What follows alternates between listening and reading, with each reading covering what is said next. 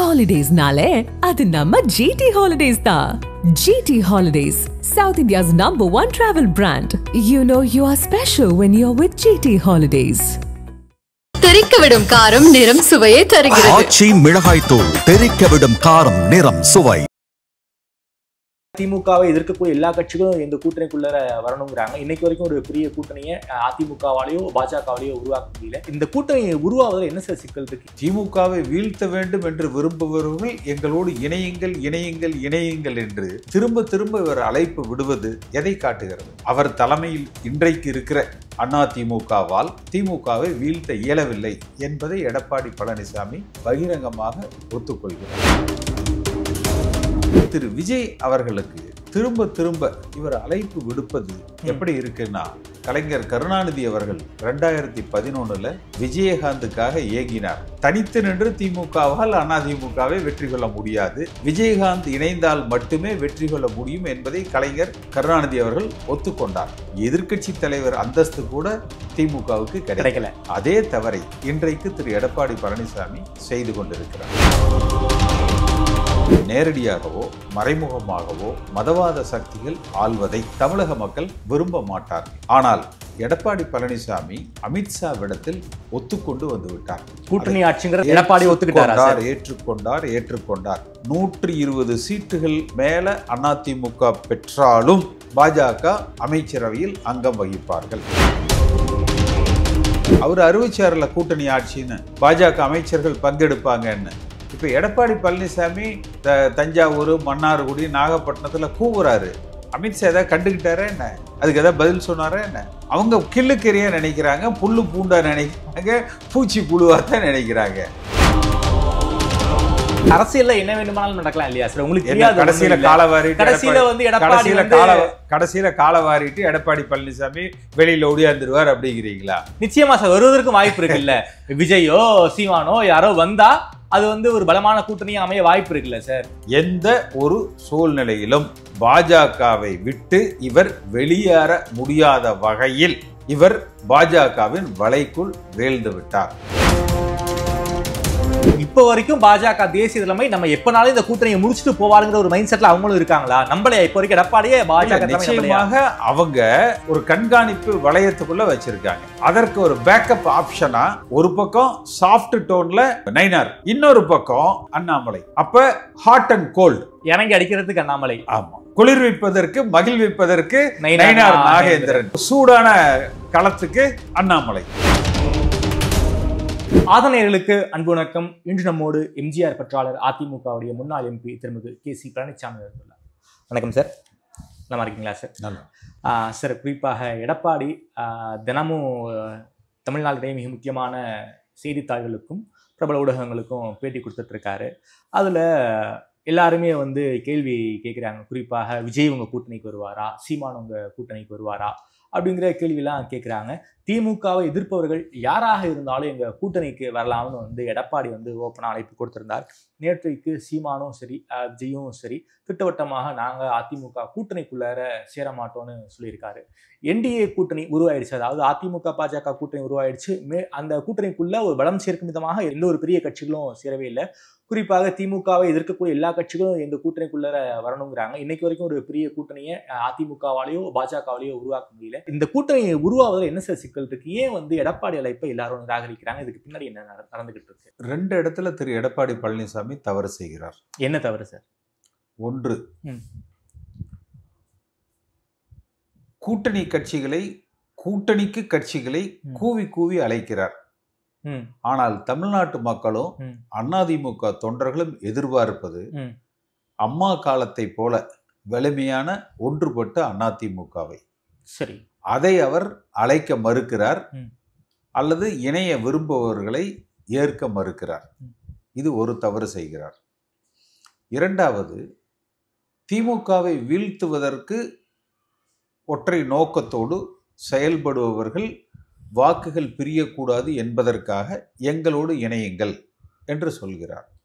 அப்படி இணையுங்கள் என்று சொல்லுகிற பொழுதே பாஜகவும் சரி, விஜயும் சரி, பாட்டாளி மக்கள் கட்சியும் சரி, ஆட்சியில் பங்கு, அதிகாரத்தில் பங்கு என்பதை முன்வைக்கிறார்கள். அமித்ஷா பகிரங்கமாகவே சொல்லிட்டார், கூட்டணி ஆட்சின்ட்டாரு. கூட்டணி ஆட்சி தான், அதுல பாஜக அமைச்சர்கள் பங்கெடுப்பார்கள் என்றே தெளிவா சொல்லியிருக்காரு.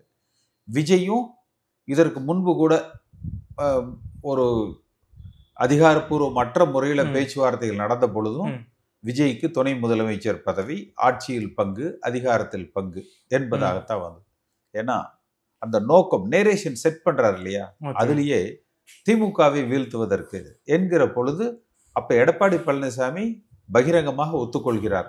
அதிமுக என்கிற கட்சியால் எங்களால் திமுகவை வீழ்த்த முடியாது, அதனால் எல்லோரும் எங்களுக்கு உதவி செய்யுங்கள் என்று கோரிக்கை விடுக்கிறார். 2014 நாடாளுமன்ற தேர்தல் ஆகட்டும், இந்த திமுகவையும் பாஜகவையும் வீழ்த்தித்தான அதிமுக தனித்து நின்று 37 தொகுதிகளில் வெற்றி பெற்றாங்க. 2016 மக்கள் நல கூட்டணியையும் திமுக கூட்டணியையும் வீழ்த்தித்தான அதிமுக தனித்து ஆட்சியை அமைத்தது. அப்ப இன்றைக்கு திமுகவை வீழ்த்த வேண்டும் என்று விரும்புபவர்கள் எங்களோடு இணையுங்கள் இணையுங்கள் இணையுங்கள் என்று திரும்ப திரும்ப இவர் அழைப்பு விடுவது எதை காட்டுகிறது? அவர் தலைமையில் இன்றைக்கு இருக்கிற அதிமுகவால் திமுகவை வீழ்த்த இயலவில்லை என்பதை எடப்பாடி பழனிசாமி பகிரங்கமாக ஒத்துக்கொள்கிறார். சரி, அடுத்து திரு விஜய் அவர்களுக்கு திரும்ப திரும்ப இவர் அழைப்பு விடுப்பது எப்படி இருக்குன்னா, கலைஞர் கருணாநிதி அவர்கள் 2011 விஜயகாந்துக்காக ஏங்கினார். விஜயகாந்த் திமுகவோடு வந்து விடுவார், அதிமுகவை வீழ்த்தி விடலாம் என்று ஏங்கினார். ஆனா இறுதியில அந்த ஒரு பெரிய எதிர்பார்ப்பே மக்கள் மத்தியில, அது இப்ப நான் சொல்றதுதான், தனித்து நின்று திமுகவால் அதிமுகவை வெற்றி கொள்ள முடியாது, விஜயகாந்த் இணைந்தால் மட்டுமே வெற்றி கொள்ள முடியும் என்பதை கலைஞர் கருணாநிதி அவர்கள் ஒத்துக்கொண்டார். எதிர்க்கட்சி தலைவர் அந்தஸ்து கூட திமுகவுக்கு கிடைக்கல. அதே தவறை இன்றைக்கு திரு எடப்பாடி பழனிசாமி செய்து கொண்டிருக்கிறார். அடுத்து கூட்டணி ஆட்சி என்கிற பாரதிய ஜனதா கட்சியினுடைய முழக்கத்தை அல்லது திட்டத்தை தமிழ்நாட்டு மக்கள் ஏற்றுக்கொள்ள மாட்டார்கள். தமிழகத்துல நேரடியாகவோ மறைமுகமாகவோ மதவாத சக்திகள் ஆள்வதை தமிழக மக்கள் விரும்ப மாட்டார்கள். ஆனால் எடப்பாடி பழனிசாமி அமித்ஷாவிடத்தில் ஒத்துக்கொண்டு வந்து விட்டார். கூட்டணி ஆட்சிங்கிறது எடப்பாடி ஒத்துக்கிட்டார், ஏற்றுக்கொண்டார். கூட்டணி ஆட்சி என்று அவர் பேசுவது, பாஜக தரப்பிலிருந்து திரு அமித்ஷா அவர்கள் சொல்வது கிட்டத்தட்ட உறுதி செய்யப்பட்டதுதான். எடப்பாடி பழனிசாமி இன்றைக்கு அதிமுக தொண்டர்களையும் தமிழகத்து வாக்காளர்களையும் ஏமாற்றுவதற்காக தேர்தல் முடிந்து அந்த பிரச்சனையை பேசிக்கொள்ளலாம் என்பதற்காக 120 சீட்டுகளுக்கு மேல அதிமுக பெற்றாலும் பாஜக அமைச்சரவையில் அங்கம் வகிப்பார்கள். இதுதான் எடப்பாடி பழனிசாமி அமித்ஷாவிடத்தில் ஒத்துக்கொண்டது. ஆனால் போலியாக அதிமுக தனிப்பெரும்பான்மையோடு ஆட்சி அமைக்கும். அவர் பாஜகவை நேரடியாகவோ மறைமுகமாகவோ தமிழகத்தில் ஆட்சி நடத்துவதற்கு, அதிகாரத்தில் பங்கெடுப்பதற்கு நாங்கள் அனுமதிக்க மாட்டோம். எங்க சொல்லுங்க எடப்பாடி பழனிசாமியை. சொல்ல மாட்டாரா? சொல்ல மாட்டார். சரி, நீங்க அவருடைய வார்த்தைகளை கவனிங்க. அவருடைய வார்த்தைகள் என்ன சொல்றாரு? என்ன சொல்றாரு? தனிப்பெரும்பான்மை பெறும். தனிப்பெரும்பான்மை பெறும். தனிப்பெரும்பான்மை பெற்றாலும் கூட்டணி ஆட்சி என்பதற்கு நீங்கள் அமித்ஷாவிடத்துல ஒத்துக்கொண்டீர்கள். ஓகே, அந்த உண்மையை தமிழ்நாட்டு மக்களிடத்துல சொல்லுங்க. சரி, கூட்டணி ஆட்சிக்கு எடப்பாடி ஒத்துக்கிட்டாருங்கிறீங்க. நாங்க தமிழ்நாட்டுல தனிப்பெரும்பான்மையோடு ஆட்சி அமைப்போம் எடப்பாடி சொல்றாரு. அது மட்டும் இல்லாம அதிமுகவை எந்த சக்தியாலும் கபலீகரம் செய்ய முடியாதுங்கிற ஒரு வார்த்தையும் அமித்ஷாவுக்கு தானே பதிலா சொல்லியிருக்காரு. கூட்டணி ஆட்சிக்கு அதிமுக தொண்டன் ஒத்துக்க மாட்டான் அப்படிங்கிற மைண்ட் செட்ல சார் அதிமுக தலைவர்களும் கூட இருக்காங்க. எப்படி கூட்டணி ஆட்சி தமிழ்நாட்டுல வரும்? 2 நாளைக்கு முன்னாடி ஹிந்துல எடப்பாடி பழனிசாமி கொடுத்த ஆர்டிகல் படிச்சீங்களா? இன்டர்வியூ கொடுத்தாரு. ஆமா ஆமா கொடுத்தாரு. படிச்சு. ஆமா, பாத்தீங்களா? பார்த்தேன். இன்னைக்கு அதே ஹிந்துல கம்பேரிட்டிவ் சார்ட் போட்டு வாக்கு சதவீதத்தை போட்டு ஒரு ஆர்டிகல் அவங்க எழுதியிருக்கிறாங்க. அதை பார்த்தீங்களா? டேட்டா பாயிண்டா கொடுத்துருக்காங்கன்னு நினைக்கிறேன். அப்ப அதே ஹிந்துல எந்த பத்திரிகைக்கு பணம் செலவு செய்து ஒரு பேட்டி கொடுத்து தன்னை மக்கள் மத்தியில் தன்னுடைய அந்த இமேஜை பில்டு பண்ணுறதுக்கு அவர் செயல்பட்டாரோ அதே பத்திரிகையில் இன்று 2 விஷயங்களை சொல்லியிருக்காங்க.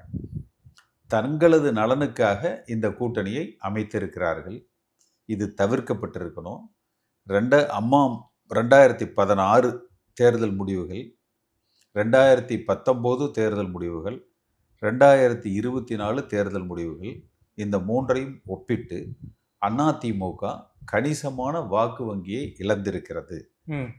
எதிர்காலத்தில் பாஜக அதிமுகவை தாண்டி ஒரு சக்தியாக வளருவதற்கு வாய்ப்பு கொடுத்து விட்டார் எடப்பாடி பழனிசாமி. அதன் மூலமாக அதிமுக பலகீனம் அடையும், இதைத்தான் சொல்லியிருக்காங்க. அப்ப இது ஒரு நடுநிலையாளர்களது பார்வை இருக்குது. ஸோ எடப்பாடி பழனிசாமி எதுக மோனைக்கு எப்ப நான் என்ன புழுவாப்பா, எடப்பாடி பழனிசாமி என்ன புழுவா முழுகிறதுக்கு பேசலாம். ஆனால் வாக்கு அரசியலில் நீங்கள் அந்த 4 ஆண்டு காலம் பாஜகவோடு ஆட்சி நடத்திய போது 17லிருந்து 21 வரை கணிசமான வாக்கு வங்கியை இழந்தீர்கள், ஆட்சியை இழந்தீர்கள். 2021லிருந்து 2017 to 19 நடைபெற்ற தவறுகளுக்கு 2019 நாடாளுமன்ற தேர்தலில் கடுமையான தோல்வியை சந்தித்தீர்கள். அடுத்து ஆட்சியை பறிகொடுத்தீங்க. 2024 அதிமுக வாக்கு வங்கியை 20% கீழே நீங்க குறைச்சிருக்கிறீங்க. அப்ப இந்த சூழ்நிலைகளை எல்லாம் பார்க்கிற பொழுது 24ல தான் பிஜேபி கூட அவங்க இல்லையே. இல்ல பிஜேபி கூட இல்ல, அதான் தனித்து அதிமுகவுடைய வாக்கு வங்கி எங்க போச்சு? 45 குறைஞ்சிருச்சு. பாஜக கூட இல்ல. அப்ப எடப்பாடி பழனிசாமியினுடைய தலைமையில அதிமுகவுடைய வலிமை என்ன? நீங்க அதை எதோட ஒப்பிடணும்? 2016க்கும் 2024க்கும் அம்மா மறைவு, அம்மா கடைசியா சந்தித்த தேர்தலில் அதிமுகவுடைய பலம் 45%. எடப்பாடி பழனிசாமியினுடைய பலம் 2024 தனித்து நின்று தேமுதிக கூட இருந்தாங்க, சில அந்த எஸ்டிபி கூட இருந்தாங்க. அப்படி இருந்துமே 19% தான் பெற்றிருக்கிறார். 26%, கிட்டத்தட்ட 52லிருந்து 55% வாக்குகள் வெளியேறி இருக்கிறது. அடுத்து இப்பொழுது அவர் மீண்டும் பாஜகவோடு கூட்டணி என்பதால் இந்த வாக்கு சதவீதம் சரியும். தன்னை காப்பாற்றிக் கொள்வதற்காக தமிழக வரலாற்றிலேயே இல்லாத வகையில கூட்டணி ஆட்சி என்கிற அந்த பாஜகவின் நிர்பந்தத்திற்கு எடப்பாடி பழனிசாமி அடிபணிந்த காரணத்தினால் அதிமுக எதிர்காலத்தை சூனியப்படுத்தி விட்டார், சுருக்கி விட்டார். எதிர்கால தமிழக அரசியலை இந்துத்துவ சித்தாந்தங்களுக்கும் திராவிட சித்தாந்தங்களுக்கும் உரியதாக பாஜக வெர்சஸ் திமுக என்று களத்தை இன்றைக்கு அவர் அமைத்து கொடுத்து விட்டார். காலங்காலமாக அதிமுக தோற்று வைக்கப்பட்ட 72லிருந்து 2016 வரை திமுகவா அதிமுகவா, குறைந்தபட்சம் 2021 கூட அந்த களம் திமுகவா அதிமுகவா என்கிற வகையில இருந்த அந்த தேர்தல் களத்தை இன்றைக்கு பாஜகவா திமுகவா, இந்துத்துவாவா திராவிடமா என்கிற வகையில் அவர் கட்டமைத்து ஒரு வரலாற்று பிழையை செய்து விட்டார். தமிழ்நாட்டில் எடப்பாடி பழனிசாமியை முடிஞ்சா இதை அறிவிக்க சொல்லுங்க. நேரடியாகவோ மறைமுகமாகவோ பாஜக ஆட்சி அதிகாரத்தில் பங்கெடுப்பதை நாங்கள் அனுமதிக்க மாட்டோம், சொல்லுங்க பார்க்கலாம். சார் திமுகவே பாஜக விமர்சனம் பண்றது கிடையாது சார், எடப்பாடியை தான் சார் டைரக்டா விமர்சனம் பண்றாங்க. எடப்பாடி ஸ்டாலின் தான் முதல் இருக்கே தவிர திமுகவே பாஜக தங்களை போட்டியாவே கருதலை, எடப்பாடி தான் தங்களுடைய போட்டியாக கருதுறாங்க. இன்றைக்கு அவர் பிரச்சாரத்துல பேசுறதுக்கு ஸ்டாலின் பதில் சொல்றாரா, நேரு பதில் சொல்றாரா, இல்ல TKS இளங்கோவனும் பாரதியும் பதில் சொல்றாங்களா? களம் எப்படி அமையுது? களம் அவங்க அட்டாக் எங்க இருக்குது? பாஜகவை முன்னிறுத்தி பாஜகவை தாக்குவதன் மூலமாக இந்த கூட்டணியை வீழ்த்துகிற யுக்தியில. ஏன்னா இன்றைய திமுக கடும் அதிருப்தியை, குறைந்த நாட்கள்ல அதிக மக்கள் அதிருப்தியை பெற்ற ஒரு அரசாங்கம் என்றால் இன்றைக்கு திரு ஸ்டாலின் அவர்கள் தலைமையில் செயல்படுகிற இந்த அரசாங்கம். சட்டம் ஒழுங்கு, மது, போதை, தொடர்ச்சியான அந்த காவல்துறையினுடைய மெத்தன போக்கு, லஞ்சம், ஊழல், இது நம்ம ஒரு பட்டியலிட்டோம்னா நிறைய இடலாம். இந்த மாதிரி இவர் இந்த ஆட்சியில நிறைய இருக்கு, மிக அதிகமாக இருக்கு. ஆனால் அதிமுக தனித்து நின்றாலே, ஒன்றுபட்ட அதிமுக தனித்து நின்றாலே திமுகவினுடைய பலகீனங்களே நம்மை ஆட்சிக்கு கொண்டு வந்துடும். ஆனால் சித்தாந்த களத்தை அமைத்து கொடுத்து தமிழ்நாட்டை இந்துத்துவம் ஆள வேண்டுமா, திராவிடம் ஆள வேண்டுமா? அப்ப தமிழ்நாட்டு மக்களிடத்துல என்ன தெரியுமா பதில் வரும்? திராவிடம். நீங்கள் திமுகவா அதிமுகவா என்றால் நாங்கள் அதிமுக, நீங்கள் திராவிடமா இந்துத்துவா என்றால் நாங்கள் திராவிடம். முடிஞ்சு போச்சா சார்? இப்பவும் தமிழ்நாட்டுல களம் என்பது திராவிடம் வர்சஸ் திராவிடமா தானே சார் இருக்கு. அதாவது என்டிஏ கூட்டணி என்றாலும் இங்க மேஜர் பார்ட்னர் வந்து ஏடிஎம்கே தானே, பிஜேபி அவங்களுடைய மைனர் பார்ட்னர் தானே. இங்க வந்து எப்படி வந்து திராவிடமா இந்துத்துவமாங்கிற களம் வந்து தமிழ்நாட்டில் வந்துருச்சுன்னு சொல்றீங்க? அமித்ஷா சென்னையில வந்து எடப்பாடி பழனிசாமியை சந்திச்சு இந்த கூட்டணியினுடைய பூர்வாங்க உறுதிப்பாட்டை செய்தாரா? எடப்பாடி பழனிசாமி டெல்லியில போய் அமித்ஷாவை சந்திச்சு கூட்டணியுடைய பூர்வாங்க உறுதிப்பாட்டை செய்தாரா? ஃபர்ஸ்ட் எடப்பாடி டெல்லிக்கு போனாரு, அதுக்கப்புறம் அமித்ஷா தமிழ்நாட்டுக்கு வந்தார்ல. கூட்டணி அன்றைக்கே கூட்டணி எப்ப உறுதியாச்சு? தமிழ்நாட்டில் தானே ஒரு உறுதியாச்சு. பாஜக அதிமுக கூட்டணி டெல்லியில எடப்பாடி பழனிசாமி பார்த்த உடனேயே அப்பவே அமித்ஷா ட்வீட் போட்டாரா இல்லையா? கூட்டணி என்று வந்து போட்டாரா இல்லையா? அடுத்து எடப்பாடி பழனிசாமி நிச்சயமா புல் பூண்டாக, பூச்சி புழுவாகத்தான் அமித்ஷா பார்க்கிறார். ஏன்னா இவரை பத்தி அவர் கவலைப்படல. அவர் அறிவிச்சார்ல கூட்டணி ஆட்சின்னு, பாஜக அமைச்சர்கள் பங்கெடுப்பாங்கன்னு. இப்ப எடப்பாடி பழனிசாமி தஞ்சாவூர், மன்னார்குடி, நாகப்பட்டினத்துல கூவுறாரு. அமித்ஷா ஏதாவது கண்டுகிட்டாரா என்ன? அமித்ஷா ஏதாவது கண்டுகிட்டாரா என்ன? அதுக்கு ஏதாவது பதில் சொன்னாரா என்ன? அவங்க கிள்ளுக்கறியா நினைக்கிறாங்க, புல்லு பூண்டா நினைக்கிறாங்க, பூச்சி புழுவா தான் நினைக்கிறாங்க. அப்ப அந்த டோன் எப்படி இருந்திருக்கணும்? அமித்ஷா அவர்களே, நான் உங்களிடத்தில் பேசாததை, நீங்கள் என்னிடத்தில் விவாதிக்காததை, நாம் இருவரும் ஒருமுகமாக ஒப்புக்கொள்ளாததை தன்னிச்சையாக நீங்கள் கூட்டணி ஆட்சி என்று அறிவித்திருக்கிறீர்கள், அதிகாரத்தில் பாஜக பங்கெடுக்கும் என்று சொல்லி இருக்கிறீர்கள். இதற்கு ஒரு நாளும் நான் ஒத்துக்கொள்ள மாட்டேன். அப்படி ஒரு சூழ்நிலை ஏற்பட்டால் உங்களோடு நாங்கள் கூட்டணியை தொடர முடியாது. எங்கள் தலைமையில் தனித்து நாங்கள் கூட்டணி அமைத்து தேர்தலை சந்திப்போம் சொல்லலையே. என்ன சொன்னாரு? ஒரு நிமிஷம். என்ன சொன்னாரு? அதிமுக தனி பெரும்பான்மை பெறும், இவ்வளவுதான் சொல்லியிருக்காரு. நயினார் நாகேந்திரன் அதுக்கு ஒரு விளக்கம் சொன்னாரா? நாங்கள் ஏமாளிகள் அல்லன்னு இவர் சொன்னதுக்கு நான் எடப்பாடி கிட்ட போன்ல பேசிட்டேன், என்னப்பா ரொம்ப ஓவரா கூவுற, அப்படித்தான் பேசியிருப்பாரு. அண்ணாமலை அதுக்கு என்ன பதில் சொன்னாரு? அமித்ஷா சொன்னதான் என்னால பேச முடியும் அப்படின்னு.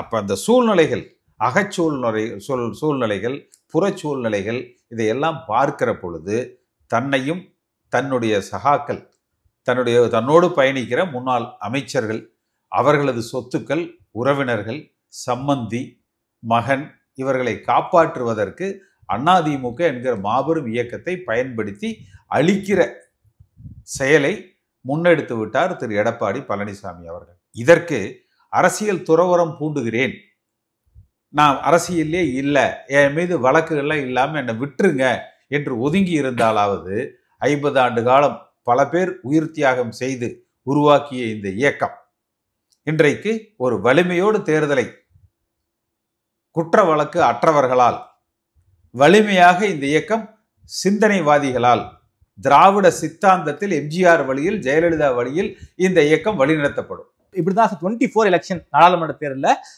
பாஜக அதிமுகவுக்கு ஏகப்பட்ட பிரச்சனை கொடுத்தாங்க. கூட்டணியை முடிச்சுட்டு வெளில வந்த மாதிரி இந்த எலெக்ஷன்ல கூட்டணியை முடிச்சுட்டு வெளில வர மாட்டாரா? விஜய்னு ஒருத்தவர் இருக்காரு, உள்ளார வந்தாருன்னா பாஜக கூட்டணி எடப்பாடி முடிச்சுட்டு போறாரு.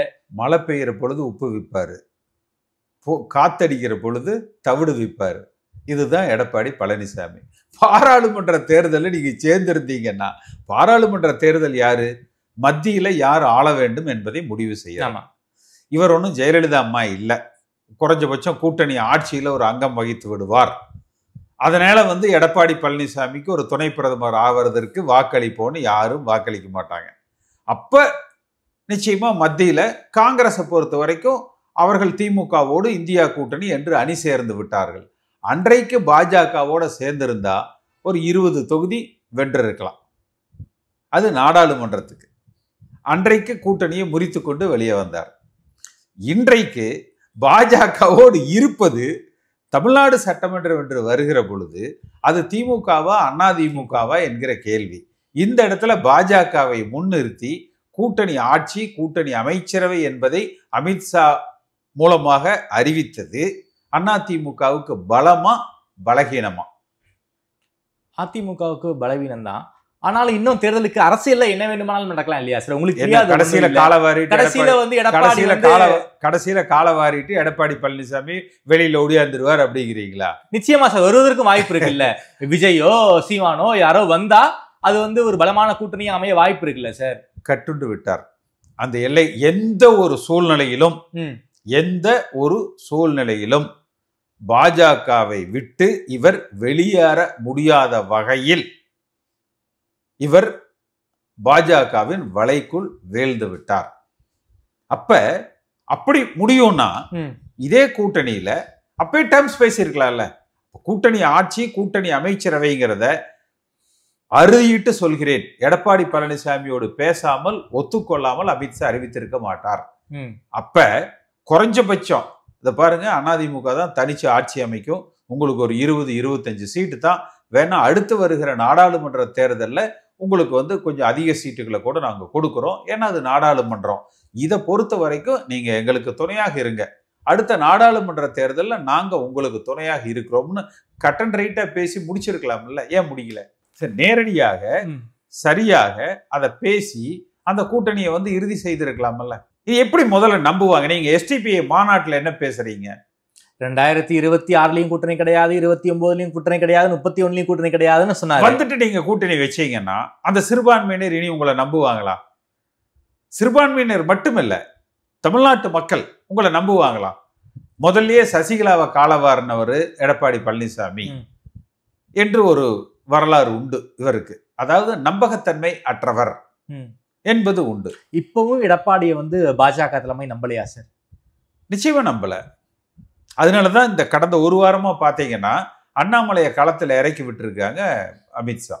அது எடப்பாடிக்கு எதிராகத்தான் அவர் பேசுறாரு. சோ இப்ப வரைக்கும் பாஜக தேசிய தலைமை நம்ம எப்பனாலும் இந்த கூட்டணியை முடிச்சுட்டு போவாருங்கிற ஒரு மைண்ட் செட்ல அவங்களும் இருக்காங்களா? நம்பலையா இப்ப வரைக்கும் எடப்பாடியே பாஜக? நிச்சயமாக அவங்க ஒரு கண்காணிப்பு வளையத்துக்குள்ள வச்சிருக்காங்க.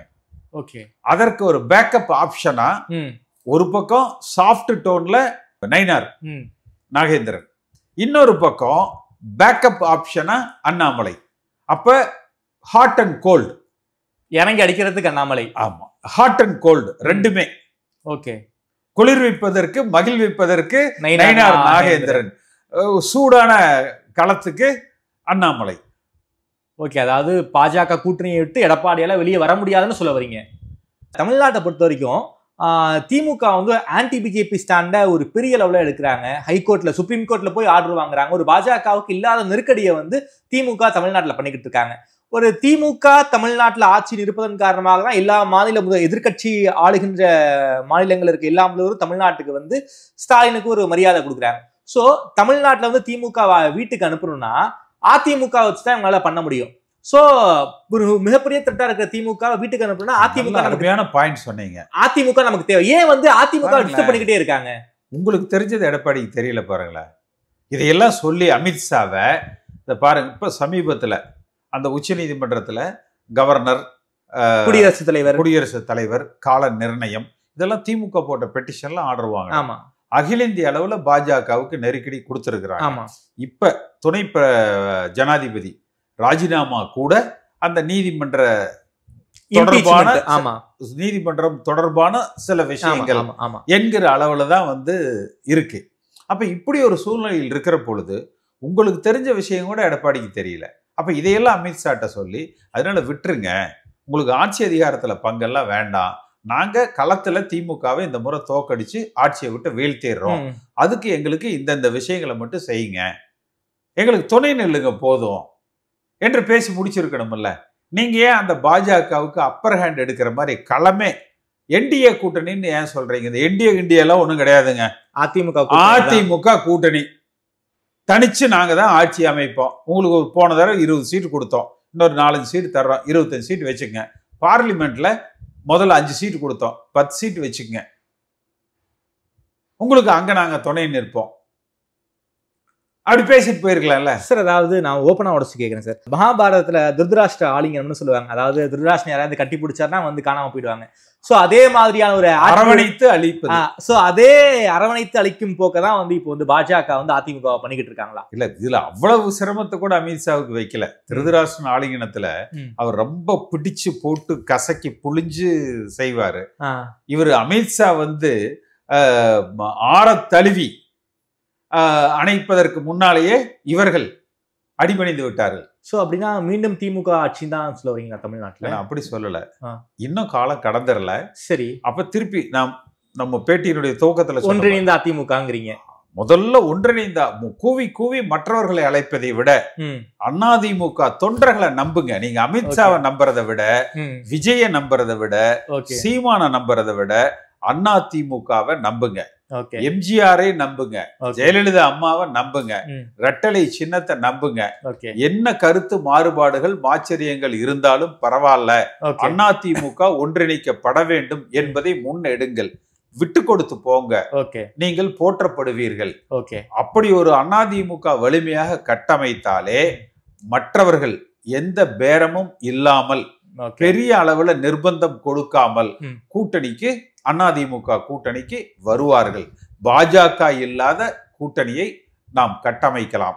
களத்தை திமுகவா அதிமுகவா என்றால் அதிமுகவுக்கு வாக்களிக்க தமிழ்நாட்டு மக்கள் தயாராக இருக்கிறார். ஒன்றுபட்ட அதிமுக வேணும்னு சொல்றீங்க சார். நேத்துக்கு தந்தி டிவி இன்டர்வியூ, உங்க காலில் கூட விழுறோம், எங்களை சேர்த்துக்கோங்கன்னு வந்து ஓபிஎஸ் சிறப்பு சொல்றாங்கன்னு வந்து செய்தியாளர் கேள்வி கேட்கிறாரு. காலம் கடந்து விட்டதுங்கிறாரு. டிடிவி தினகரன் சேர வாய்ப்பு இருக்கான்னு, அதுவும் காலம் கடந்து விட்டதுங்கிறாரு. ஏன் வந்து இப்போ வரைக்கும் தினகரனுக்கு அவர் வந்து காலம் பதில் அப்படின்னு என்ன? ஒருவேளை நான் பாஜக காலை வாரிட்டு ஒடியாந்துட்டேன்னா தினகரனையும் சேர்ந்து கலட்டி விட்டுருவேன். அது பாஜக வரைக்கும் ஒருங்கிணைப்புக்கு வாய்ப்பு இல்லைங்கிறாரே சார். இல்ல, அதான் சொல்றேன். அதாவது ரெண்டு விஷயத்தை நீங்க பார்க்கணும். தினகரன் பொறுத்த வரைக்கும் காலம் பதில் சொல்லும். பாஜகவோடு கூட்டணி இருந்தால், தொடர்ந்தால் தினகரனுக்கு அந்த இடத்துல வாய்ப்பு கொடுத்தாகணும். ஏன்னா அது அமித்ஷாவோட கட்டளை. ஓபிஎஸ் பொறுத்த வரைக்கும் அவர் தனி கட்சியை துவக்கி கூட்டணியாக அதிமுகவோடு இணைய விரும்பினால் அதற்கு அவர் பரிசீலிப்பதற்கு தயாராக இருக்கிறார். ஆனால் அதிமுகவுக்குள் இணைய விரும்பினால் தயாராக இல்லை. இதுதான் எடப்பாடி பழனிசாமி நேற்று சொன்ன அந்த சாராம்சம். ஆனா இப்ப வரைக்கும் ஒருங்கிணைப்புக்கு வாய்ப்பு இல்லைங்கிற மாதிரிங்கிற மைண்ட் செட்ல தான் எடப்பாடி இருக்காரு. ஆமா, எடப்பாடி பேசுற மாதிரி தெரியல. நான் பார்த்த நேத்து இடியமீன் பேசுற மாதிரி தெரிஞ்சது. இடியமீன் ஒருத்தர் கேள்விப்பட்டிருக்கிறீங்களா? கேள்விப்பட்டிருக்கேன் சார். ஆமா, எனக்கு அது டிவியில பார்த்தோன்னே இது என்னடா இது இடியமீன் மாதிரி இருந்தாலும் பேசிட்டு இருக்கா அப்படின்னு தான் தோணுச்சு. ஓகே, இன்னும் எனக்கு தேர்தலுக்கு காலம் இருக்கு, அதிமுக ஒன்றுபடும்னு சொல்றீங்க. ஆனா எடப்பாடிக்கு அந்த மைண்ட் செட் இருக்கிற மாதிரியே தெரியலையே சார். அதாவது ஆன்டி டிஎம்கே, ஆன்டி இன்கம்பன்சி நிறைய இருக்கு. அதாவது நரேட்டிவ் பண்ற இடத்துல வந்து இப்ப எடப்பாடியும் பொறுத்த வரைக்கும் என்னன்னா, பல தலைமுறைகளுக்கு தேவையானதை அவர் பாதுகாத்து கொண்டார். இந்த கட்சியினுடைய தலைமை பொறுப்பை தன் வசம் வைத்துக் கொண்டு, மேலும் இருக்கிற இந்த வாக்கு வங்கியை தனது என்று வைத்துக் கொண்டு, தனக்கும் வேலுமணிக்கும் தங்கமணிக்கும் கேபி முனுசாமிக்கும் ஒரு அரசியல், ஒரு சோசியல் ஸ்டேட்டஸ், ஒரு மரியாதை வச்சுக்கிட்டு சேர்த்ததை பாதுகாத்து கொண்டால் போதும் என்கிற மனநிலைக்கு வந்துட்டாங்க. பாஜகவோடும் இணக்கம், திமுக கூடவும் ஒரு இணக்கம். என்ன சார் சொல்றீங்க? திமுக கூட இணக்கம்ங்கிறீங்க? ஆமா, நீங்க ஸ்டாலினோட பழைய பேச்சுக்கள்லாம் நீங்க ஊடகத்துல மறந்துடுறீங்க. கரண்ட் அஃபேர்ஸை மட்டும்தான் பாக்குறீங்க. எதிர்கட்சி தலைவராக இருக்கிற பொழுது கவர்னரை சந்திச்சாரு தெரியுமா? 14 அமைச்சர்கள் மீது ஊழல் பட்டியல் எல்லாம் கொடுத்தாரு. அதெல்லாம் என்ன ஆச்சுங்க? ஞாபகப்படுத்துங்க ஸ்டாலினுக்கு. கரப்ஷன் கலெக்ஷன் கமிஷன் என்னாச்சு? அதெல்லாம் அதான் கொடநாடு கொலை கொள்ளை வழக்க உண்மை குற்றவாளிகளை கண்டறிவேன்னு முழங்கினார் தெரியுமா? ஞாபகப்படுத்துங்க அவருக்கு. அதே போல அம்மா அவர்கள் மரணத்தில் இருக்கிற மர்மத்தை கண்டுபிடிப்பேன்னு சொன்னாரு. ஞாபகப்படுத்துங்க. 4.5 ஆண்டு காலம் ஆண்டார் இல்லையா? என்ன செய்திருக்கிறார்? நீ அடிக்கிறத நான் கண்டுக்கல, நீ அடிச்சதை நானும் கண்டுக்கல. 2 பேரும் அன்கோவா சார்? 2 பேரும் அன்கோ. கலெக்ஷன்ல ஓகே. அதான் இந்த கலெக்ஷன் கமிஷன் கரப்ஷன் இதுல இங்க அன்கோ. ஓகே, அங்க எது வழக்குகள் வரக்கூடாது, income tax, enforcement directorate, CBI, இதுகளுக்கு அங்க ஒரு பாதுகாப்பு. Okay sir. அதாவது தமிழ்நாட்டை திமுக ஆட்சியை விட்டு அகற்ற வேண்டும் என்றால் அது அதிமுகவுக்கு தான் சக்தி இருக்கு, அவங்கள்ட்ட தான் ஓட் பேங்க் இருக்கு. என்ன செய்யணும் சார்? ஒன்றுபட்ட அதிமுக உருவாக்குனாலே போறோம். ஓகே. கூட்டணிக்கு யார் யார் வந்தா ஒன்றுபட்ட அதிமுகவிலே திமுக வீழ்த்திட முடியும்னு சொல்ல வரீங்களா? இல்ல கூட்டணிக்கு வேற யார் யார் வர? வலிமையான அதிமுக அமைந்தாலே நிர்பந்தம் இல்லாத வகையில விஜய் வரலாம், சீமான் வரலாம், மற்றவர்கள் வரலாம், திமுக கூட்டணியில் இருக்கிற திருமாவளவன் வரலாம், கம்யூனிஸ்டுக வரலாம். இப்ப என்ன ஆயிடுச்சுன்னா, என்ன கடை விரித்தேன் கொள்வார் இல்லை அந்த மாதிரி முதல்ல திருமாவளவனுக்கு அழைப்பு விட்டார், காங்கிரஸுக்கு அழைப்பு விட்டார், கம்யூனிஸ்டுகளுக்கு அழைப்பு விட்டார். அவங்க எல்லாம் வந்து நெகட்டிவா மூஞ்சியில் அடிச்ச மாதிரி பதில் சொல்லிட்டாங்க. இப்ப அடுத்த ரவுண்டுக்கு விஜய், சீமான் அவங்களும் நெகட்டிவா பதில் சொல்லிட்டாங்க. அப்ப இவர் இது மூலமா எதை தெரியுமா சாதிக்க நினைக்கிறாரு பாத்தீங்களா? வேற வழியே இல்லை, பாஜக தான் நம்ம கூட இருக்குது, அப்ப நான் பாஜக கூட கூட்டணி வச்சது சரி என்று எல்லோரும் சொல்லுங்க, அப்ப நான் கூட்டணி ஆட்சிக்கு ஒத்துக்கொண்டது சரி என்று எல்லோரும் சொல்லுங்க என்கிற ஒரு மாயையை, தோற்றத்தை அவர் உருவாக்குகிறார். ஓகே சார், ரொம்ப நன்றி சார். குறிப்பாக வந்து அதிமுக ஒன்றுபட்டால் மட்டும்தான் வந்து திமுக கூட்டணி வந்து வீட்டுக்கு அனுப்ப முடியும். எடப்பாடி இறங்கி வருவாரான்னு தெரியல, ஆனாலும் காலங்கள் இருக்குன்னு சொல்றீங்க. அரசியல்ல என்ன வேண்டுமானாலும் நடக்கலாம் சார். பார்க்கலாம் சார். நேரம் கொடுத்து பேசியமைக்கு நன்றி கேசிபி சார்.